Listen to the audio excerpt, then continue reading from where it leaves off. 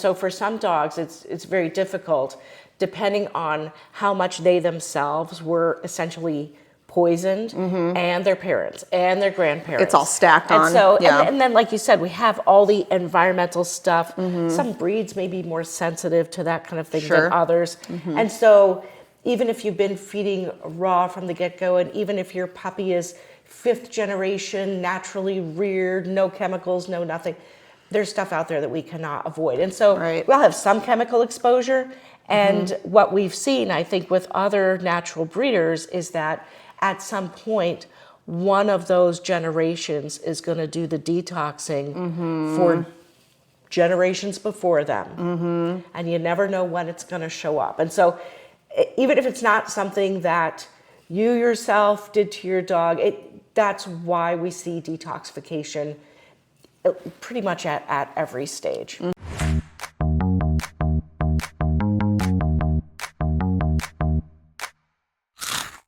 Welcome back to another episode of the Crunchy Carnivore podcast. I am Melissa Weidenhammer, natural ring breeder and certified canine nutritionist, and I am here with my partner in crime, Dr. Jessica Levy, holistic veterinarian. And we are going to be talking about this is kind of a buzzword topic today, Detox 101. We want to kind of take some of the confusion out of what detox is, or how you should do it, or what you should do it for, and really just kind of bring some clarity to this, because it's actually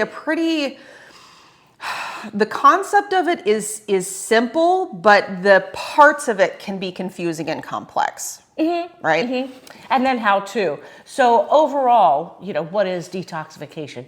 It's the process of gathering up toxins from inside the body and moving them out of the body.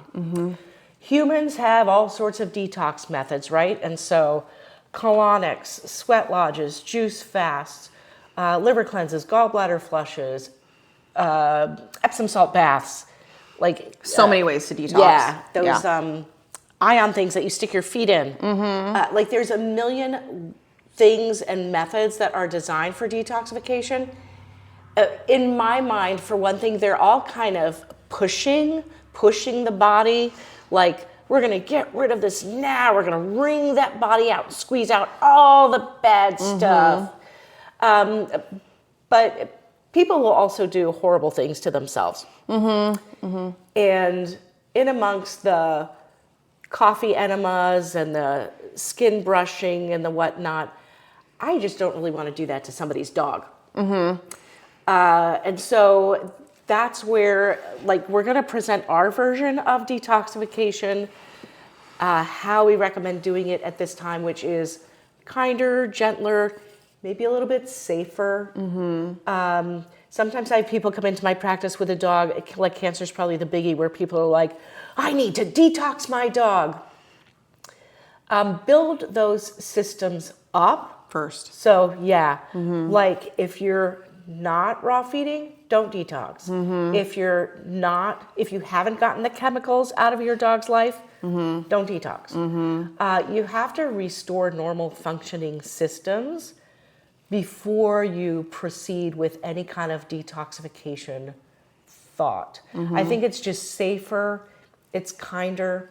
Our dogs didn't ask for this. And so that's why I think I kind of prefer the gentle, slower, takes longer detox. A lot of dogs, when they come to the table, are already so compromised for one reason or other. They're already struggling. And so, it's kind of this, there needs to be like a process of elimination that you go through to check things off a list before you're ready to detox your dog. And it really can take some time to allow that to happen. Not only do you need to stop putting the toxins on your dog, then you need to, and part of that is switching the diet, because not only are there toxins in processed pet food that you're continuing to put in, you're hampering their whole overall health, because they don't have access nutritionally to what they need to have access to, because kibble it's processed, it's full of synthetic vitamins and minerals. A lot of the nutritional components are completely processed out of it. And then you have inappropriate carbohydrates at a very high percentage going into your dog, which destroys their gut microbiome. And so you need to kind of eliminate the bad stuff and put in some good stuff, not too much too fast, and allow them to gather up some of those resources to allow their body to function more properly. In and around those processes, there will be some detoxification that will naturally occur. We don't want to put a fire hose of detoxification on this animal. A lot of people are dealing with itchiness and allergies and skin issues. They're already uncomfortable, which if you've listened to anything we've said before now, seeing those things on the skin or expressing through the ears is the body's attempting to try and to detox. And so we really want to make sure that we're not pushing or forcing detox too much too fast. A lot of these things that we tell everybody to do on the front end are going to allow detox to start gradually, naturally, and let's get those things in place and get the system more robust and stable before we push more detoxification process in this animal. We don't want to do too much too fast. Especially when they're already uncomfortable in a lot of situations. I mean, if your dog has severe disease, doing a detox and I don't even like to say doing a detox, but if you decided that that's what you wanted to do, I mean, you could potentially kill or really harm your dog. You have to be able to bear it. And ideally, we want our dogs to kind of bear it easily, not feel sick, not feel lousy, not have a headache, not barf.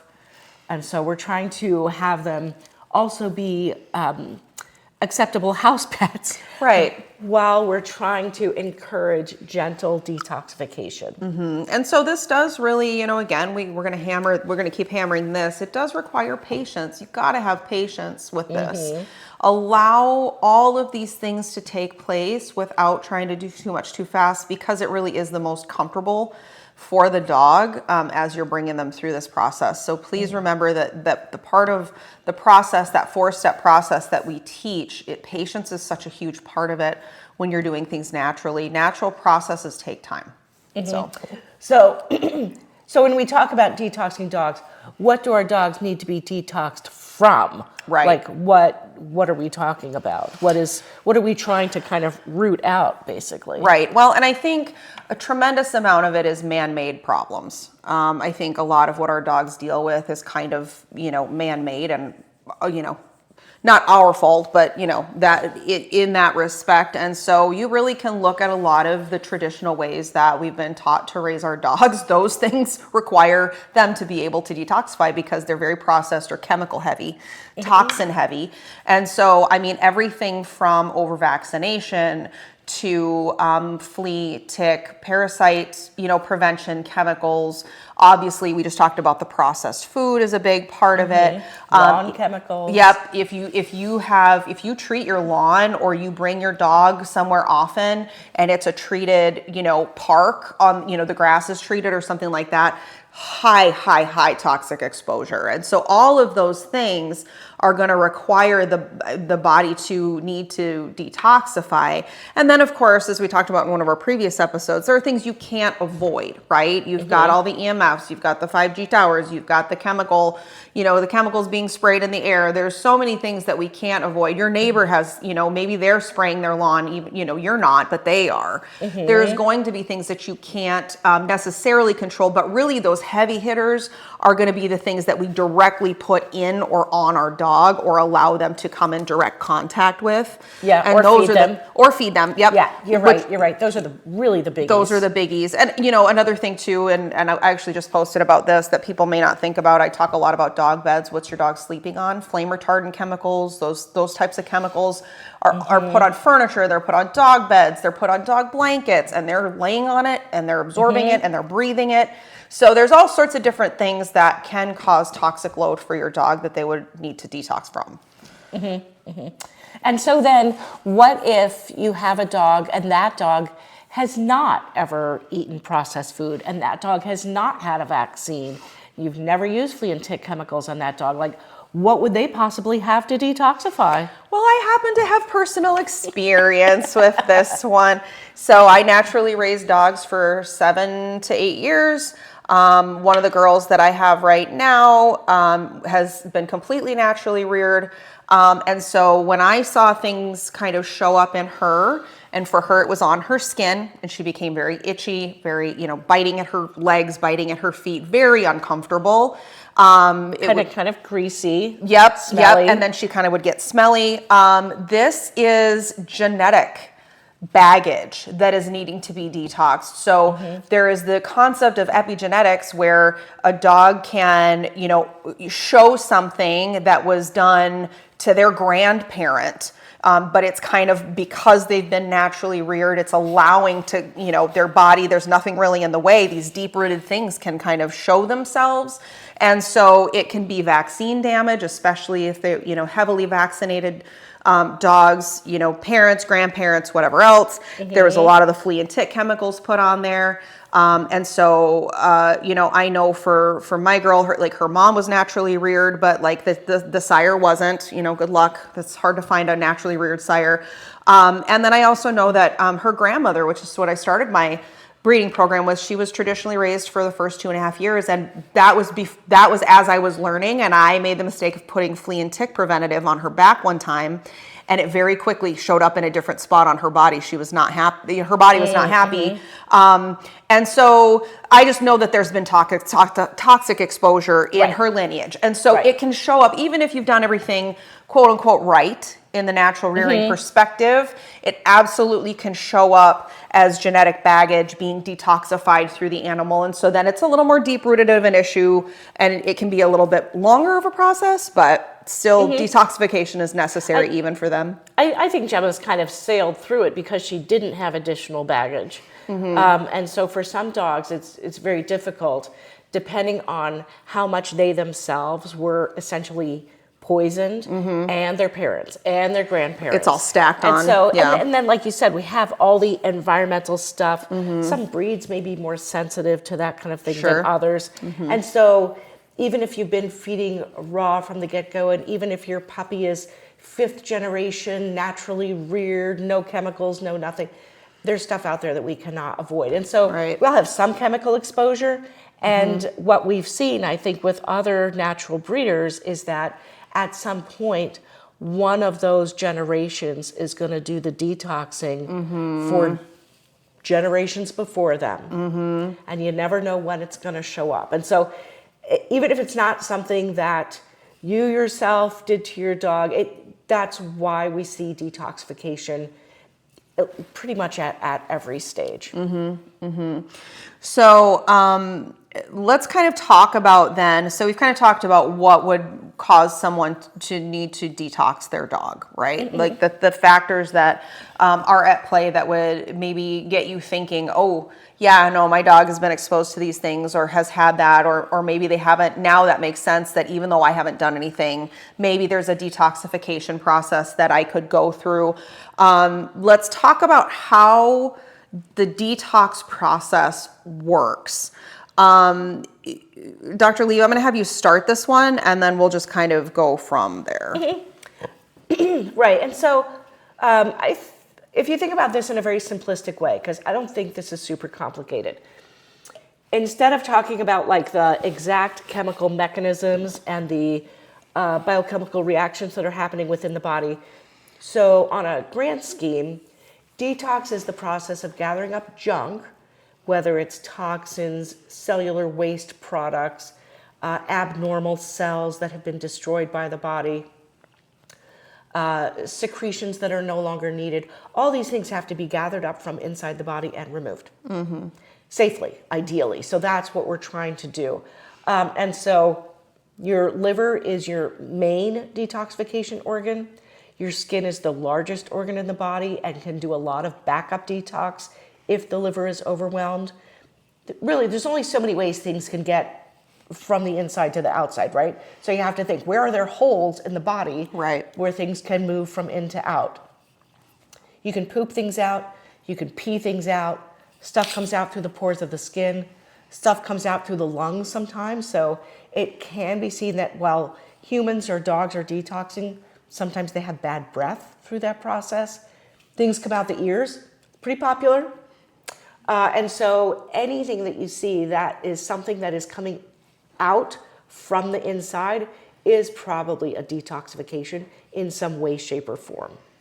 So that what we try to do is try to support the organs that have to do the bulk of the work and facilitate the removal of toxins. So I had a really great, I was doing a consultation with somebody, helping her. I think she's had an itchy situations. Poor dog. It's just a lot of itchiness. And so we were dealing with a lot of that stuff. Ear infections was a big part for this dog. And she asked a great question that I thought that would be great to bring up here, because I think a lot of other people might think like this, which is if an ear infection, you're telling me, is a detox mechanism, then why is it an infection? Why is there bacteria? I thought that was a great question, because I don't think a lot of people, they think it's different. Right. And so we are covered with yeast and bacteria and viruses and all sorts of microorganisms that live on us and cover us. And it's part of our protective mechanism. It's part of our immune system. And it's also part of the mechanisms that take out the trash. And so when you have something like yeast infection proliferating on the dog's skin, between the toes, in the dog's ears, those yeast are natural inhabitants of the body. Why are they multiplying then? Because they take out trash. There's a certain kind of trash that serves as food for them. And so in the face of increasing resources, they're going to multiply, and they're part of the mechanisms that our body uses to, again, move stuff from the inside to the outside. So yeast are typically metal scavengers. Bacteria will scavenge all sorts of stuff. So bacteria clean up kind of all the other types of junk in our bodies. So if your dog has ever been diagnosed with a staph infection, for example, your dog did not catch staph from touching something dirty or from the toilet seat, right? The Staphylococcus is a normal skin inhabitant. Why are there more of them in one area than there used to be? What are they doing there? They're taking out the trash. And so they're multiplying in the face of demand from the body. So it's all these feedback mechanisms in the body. As your body is ready to move garbage from the inside to the outside, if the liver is somewhat overwhelmed, if your intestines are not functioning at 100%, stuff is probably going to get moved out through the skin and out through the ears. And that's why, from my perspective as a veterinarian, when people say, oh, my dog used to get ear infections, but then we treated him with that new treatment and he hasn't had one since, that worries me. That is a very effective detox mechanism. When you stop an ear infection, you're stopping a detox. The word infection, I think, is used here just to designate that there seem to be a lot of bacteria or a lot of yeast. But it's not an infection, like they didn't catch it from somewhere. It's their own microorganisms. We all have our own microbiome on our skin, in our hair, in our mouths, in our guts, throughout our bodies. And so those microorganisms will multiply depending on the demand and depending on the habitat available to them. So the yeast and the bacteria are already present in the body all the time, and they're actually beneficial. It's when those things get out of balance that we need to try and regain balance. And so I think the idea that a lot of us, you know, when we think about things from the conventional world, we think this infection showed up. Like all of a sudden there's this infection in place, when reality is it's something that was already in the body doing a good thing, that now it's just multiplied more than what's normally there, and there's an imbalance. And sometimes it can be bacteria and yeast. It's not just one or the other. But I think that's really helpful to know. Right, and some stuff needs to be treated and some stuff doesn't. So if it's mild, you could maybe overlook it or say, I'll keep an eye on this. When things are more significant and our dogs are getting uncomfortable, that's when we try to address detoxification and kind of smooth the process, like make it easier for them, make sure their bodies have the resources that they need to ease detoxification so that they're not struggling and sneaking up the house and keeping us awake and potentially damaging their skin. And so that's why we address detoxification in a certain way from an inside out perspective. And I'll say this too, there's kind of the concept, and this isn't super unfamiliar, but if anybody has given their dog an antibiotic before or taken antibiotics for themselves, you know that you're supposed to come on the back end and take probiotics to rebuild the bacteria that was taken out by the antibiotic, because it kills the good bacteria and the bad bacteria. When you take more of the holistic approach and you try to avoid antibiotics, this is why we're trying to avoid them, because you just create one pendulum swinging, pendulums either swinging way extreme one way or the other, and then you just have more work to do on the back end, and you've compromised the gut and then the immune system, and then what else are we asking for? Are we just going to get the same thing all over again? So it's not like we're saying don't use an antibiotic because we'll just figure out no, it's much more effective if you can deal with an issue without taking out all of the bacteria. Correct. And then you can kind of do a one and done. Like, instead of having things that repeat as the body's detox mechanism. So say the dog has an ear infection, you treat the ear, it goes away. 2 weeks later, you're like, oh my gosh, it's back. It's terrible. And so instead of having recurrent issues, you can actually kind of clean the system out from the inside out, rebalance the microbiome, restore the body's normal detoxification mechanisms, and get over it. Sometimes you can, sometimes you can't, right? So pretty much all of our dogs are going to come with some sort of backlog that will need to be dealt with at some point. And some are more severe than others.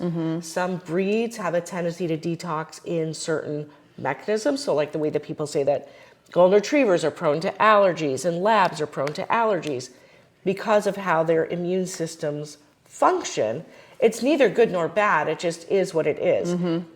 If the dog has had, say, a heavy toxic load, let's say we're getting to this dog when it's already 6 years old or 8 years old, are we going to be able to do a single detox, which again, that's lousy terminology.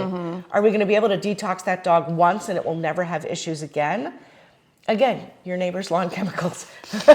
Probably not. Probably not. But we can ease the process, and then if we feed them correctly and rebalance the microbiome on a regular basis, we can kind of keep those symptoms to a dull roar as they may reoccur throughout the dog's life.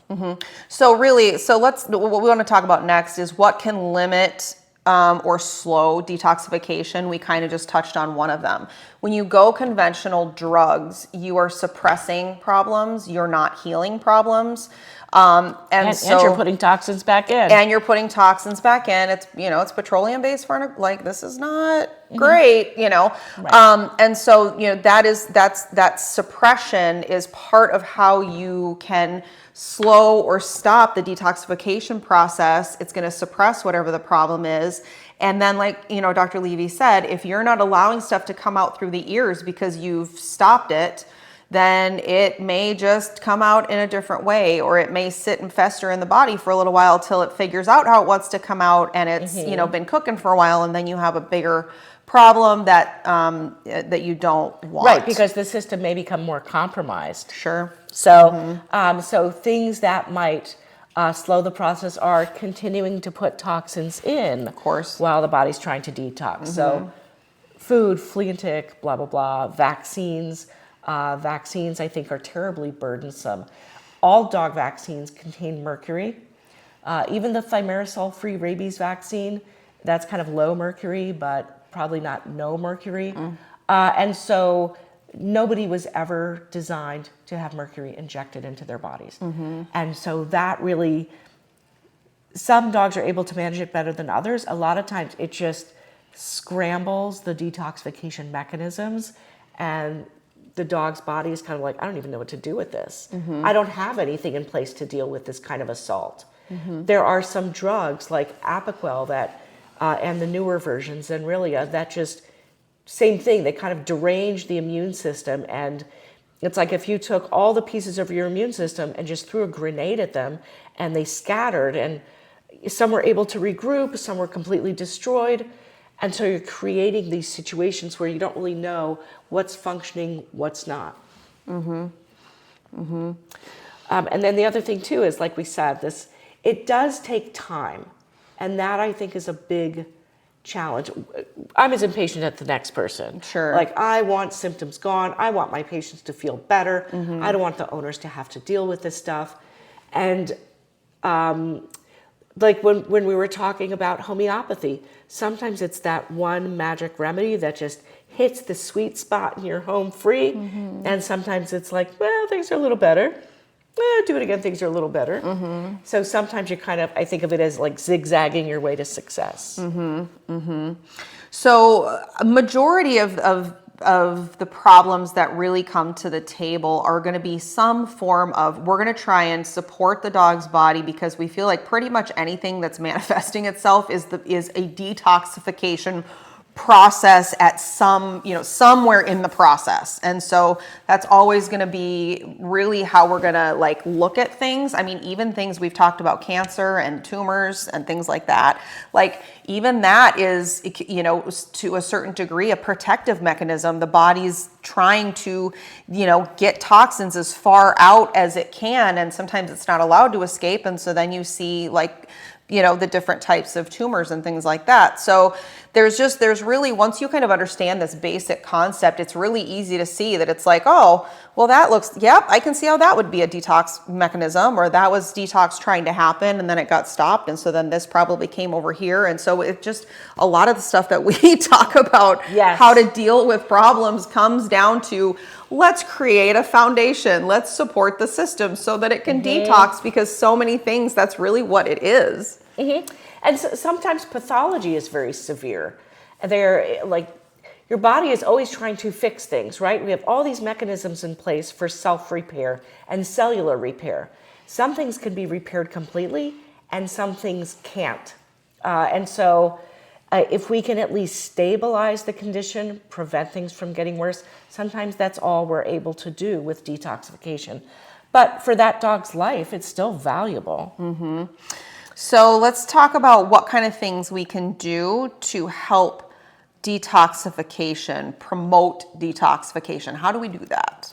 Step one, rebuild your gut. Rebuild the gut. Yeah. So raw food, we're always going to come back to that. That is kind of your basis. And again, if you're one of these people where you started to feed your dog raw food and then ear infection started to happen, and then the dog started chewing on its paws, that's because you're giving your dog's body the nutrients that it needs to then unload some junk. It can also show up in the form of GI issues, right? Like, that's the mouth and the butt, they're holes in the system. So if you're like, well, I tried to feed my dog raw, but then he had diarrhea, or I tried to feed my dog raw and he vomited, the gut needs to be addressed. There's a gut imbalance. There's a gut imbalance. And so there's a really solid gut reset that you can use, utilize supplements to restore health to the gut lining, things like that, which we've talked about before. You can find that in our raw feeding guide. It's part of what we encourage people to do as the transitioning from kibble to raw process. You can also find that transition step by step in the free holistic animal care guide in our stand store too. Right. And that is super like step-by-step directions. And so gut reset is number one. Even if you're anxious to deal with the thing or make the ear infection go away, do your gut reset first. Because again, we want to make it easier for our dogs' bodies to deal with. If you do things too fast, you're going to jumble up their systems. You're going to get a lot of different symptoms. They will be very uncomfortable. I think, looking at checking for parasites is one of the early steps as well, just to make sure that there's not some additional burden that we don't know about. There's a way to, obviously you can take a poop sample to your local vet, if you have a vet who you work with. If you don't, there is an online company called affordablepetlabs.com, and they send you a poop collection kit. You send it in and they will check it for worms and other parasites. And then the next part of it is looking at supplements. So the way I think of it is it depends on the patient. So depending on which organ system is being most affected, then that organ system probably requires some basic support. And then I just kind of follow the detoxification organs, right? Which are mainly going to be liver, guts, skin, and kidneys. And so working with those, as well as supporting whatever organ system appears to be most severely affected. I use a lot of standard process supplements to do that, and they're kind of clearly labeled. Like the canine enteric support, enteric means intestines. It fixes leaky gut. The canine renal support, renal means kidneys. It addresses the urinary system. So they have these very broad supplements that address these big categories. But I'm sure there are other supplement companies that could be equally as effective. And so if you have a supplement company that you're particularly attached to, or if you yourself are a practitioner and there's other stuff that you like, it doesn't really matter. But I think I look at which organ system is kind of most under assault. What else do we need to do, just depending on the systems. If the dog has vomiting and diarrhea, you're going to have to look at the gastrointestinal system first. One of the things I often ask people is, if you bring home a new treat or bring home a new food, do you have to do a slow transition? Do you not let your dog eat other things because they've had gut problems in the past? If something falls on the floor in the kitchen, do you have to say, don't let Fluffy get it? Because Fluffy will have diarrhea if she gets it. So questions like that you probably know the answers to about your own dog will kind of guide you toward which foundational organ system needs to be shored up first before detoxification can proceed easily. So that's just kind of how I think about it. Same thing, you also have to look at your dog. What is happening with them? What are the symptoms? Do they have arthritis, which is inflammation in the joints? A lot of times that is caused by vaccine damage. Is the dog diagnosed with a liver disease or kidney disease or something like that? So just physically looking at your dog, does their coat tend to be wiry or greasy in a breed where it's not supposed to be? So looking at those things are also good clues. And then you kind of look at the vitality. The vitality is something that we talk a lot about in homeopathy, because that's where, if you're choosing the potency or the strength of a homeopathic remedy, it has to match the severity of the symptoms, how the symptoms are manifesting in the body, and then also the vitality of the patient. And so what is vitality? The vitality is kind of like if your dog's energy level had like a gas gauge, where are they on that spectrum? You could have older dogs who are very vital. They're alert, they're responsive, they want to play, they want to go for a walk, they want to do the thing, they're always active. And you can have young dogs who have low vitality, tendency towards fevers, tendency to be lethargic, tendency to not be chewing up your drapes when they should. And so that is something that might guide you towards, do I want to use these supplements at full dose right off the bat? Does my dog need to ease into them? And then I'll gradually increase the dose. And that is largely determined by looking at the patient in that way. So like with Gemma's very high vitality, right? When you take her to nose work class, she's forgotten all about the itching because she's doing the thing. She loves her nose work class. In the house, she's always active. She's looking for treats. She wants to be petted. She wants to be near you. She's happy to go out and chase things and play. So she has a very high vitality. And so that's kind of what we're looking at. It's kind of like if you look at somebody and try to think like, are you a high energy person or a low energy person? Sometimes the high energy person is maybe just manic, or the energy is just kind of going off in all directions, like a dog who runs around the house and barks at every window. It's a lot of noise, it's a lot of activity, but not necessarily vitality if they can't calm themselves quickly. Or if you say, Fluffy, the dog doesn't say, okay, I'll shut up, what do you need? Right? And so it's those kinds of more intangible things that we're looking at to try to determine how fast or slow do I want to proceed with the detox that I'm planning on doing? Does that make sense? It absolutely does. And I will say this too, and this was something that I learned kind of as I was learning more about homeopathy, is there's so much benefit on doing things naturally from the beginning. And one of those benefits is there's so many things that you don't have to go through process of elimination for if you do end up with an issue. So like when Gemma showed up with being super itchy, like I already had, like I was kind of already like, 3/4 of the way to what we would have told somebody else to do if they had an issue. Like I had already done that. Also, she's really only ever been treated with homeopathy if there's been an issue or supplements. When you've done that with a person or an animal, they're going to be much quicker and better to respond to a homeopathic treatment. And so when you get into homeopathy a little bit, you start to realize that the more potent the remedy is, the deeper down into the system it goes. I'm going to be able to go deeper and get to a deeper rooted problem faster with a dog like Gemma because there's all of these other things that have not happened to her. So there's a million and one reasons that we could give why it's good to have a puppy that's naturally reared and then you've just always done things naturally. It just... It makes everything such a much better playing field when you do have to deal with some of these things. Yeah. You can advance through a little quicker. I know we've had conversations before where, you're like, when you have a dog maybe raised like Gemma, you might actually be able to detox the genetic baggage in one lifetime.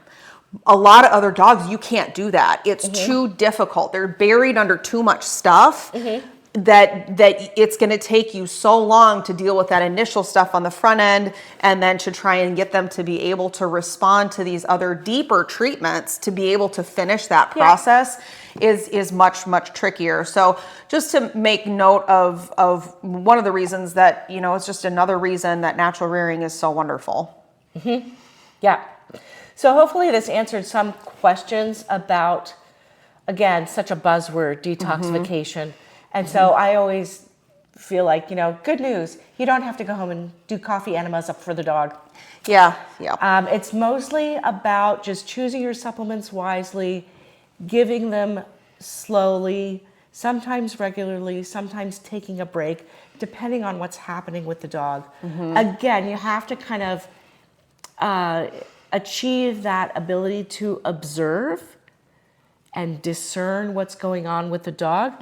Once you have your coffee and kind of recover from, the dog kept me up all night, flipping its head around, scratching those ears. Right, absolutely. We know that that's happening. We're not saying that that is not happening. We acknowledge that. And then you move on to kind of stepping back a little bit and taking a little bit of a clinical look at your dog to see what is going on. And there are definitely, certain things out there that are very powerful detoxifiers if you wanted to actually do a detox process, but you really don't want to just jump into that unless you have an ally like Dr. Levy or, vicariously Dr. Levy through me, because you don't want to do too much too fast. I did make that mistake. I did too much too fast with Gemma because I just wanted her to detox all the stuff and her body responded very quickly. And so then I had to do some damage control. And so there are certain things where if you do an appointment with Dr. Levy or you do a consultation with me, if we get you through a lot of these steps and we're still like, there needs to be a heavier detox, we can determine when that's appropriate and gently walk through that because there are some really great detoxifiers out there, but you have to be very careful how you use them. Right. And build your foundation first. Yep. Like that's really the bottom line. I know people kind of love the word detox just the same way they love the word holistic. Yeah.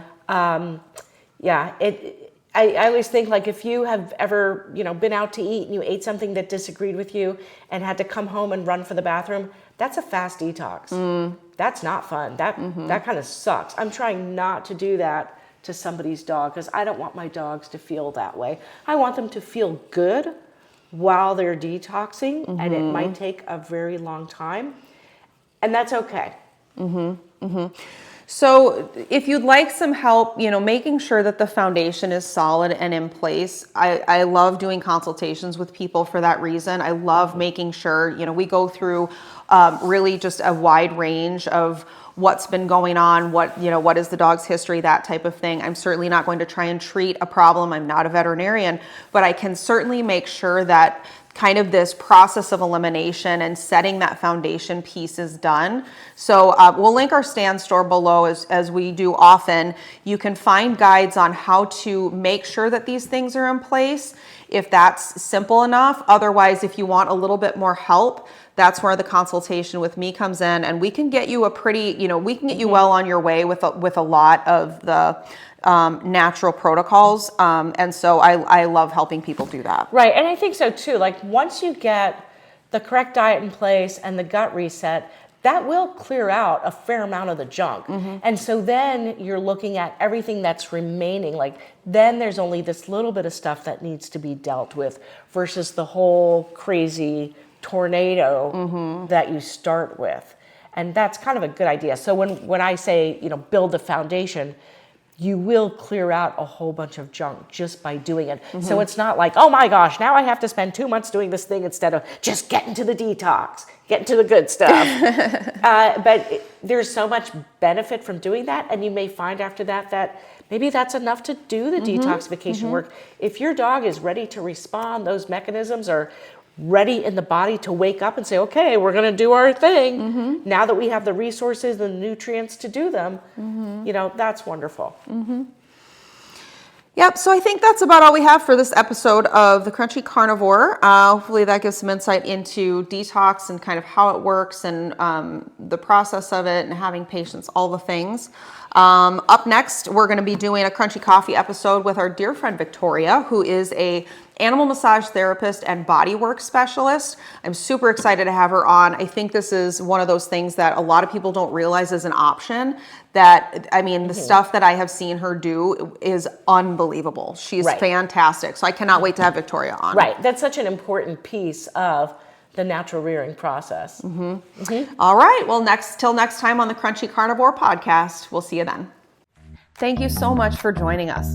Our goal is always to encourage others to seek out the holistic approach by way of education and empowerment. You can check out our online resources at wellspringhaa.com. You can follow us on our YouTube channel, Wellspring Holistic Animal Academy, and you can also find us on Instagram at wellspring_HAA. We hope that this has been helpful and that you continue with us on your journey to holistic health for your pets. As always, we're here to be unapologetically all natural.